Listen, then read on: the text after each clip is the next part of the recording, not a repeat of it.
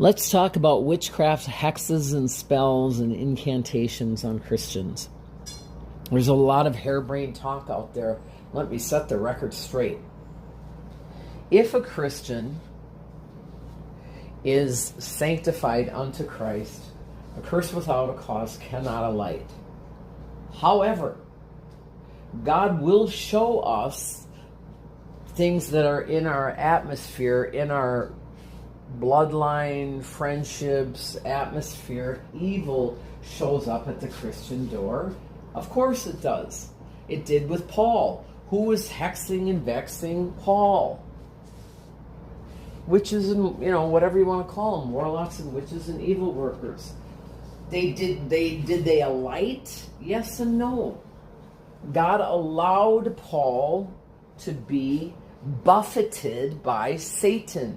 God will allow us to be buffeted by Satan. Doesn't mean the witch won. Doesn't mean the war. Doesn't mean you're evil and now something alit on you. Nope. It means you will be buffeted. You have atmospheric enemies. C.S. Lewis said, "You are an enemy-occupied territory. The devil's in the air, the prince of the power of the air." It has nothing to do with, it has something to do with, are you sanctified? Of course. Because discernment comes with sanctification. But on the other hand, are witches and, are they going to be vexing every which way but loose? Yes, they are. Of course they are. Of course they are. Satan is the prince of the power of the air. He's atmospheric. I remember some months ago when God was explaining this to me, because I was like, well, why do I still feel these, evil spirits and everything? And he said, because he's in the air. It's atmospheric evil. So there's two types of evil. There's atmospheric evil, and it's always going to be here until we go home.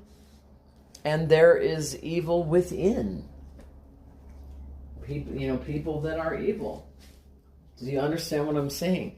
So curses won't alight, but God will bring them to your attention. You will get a certain...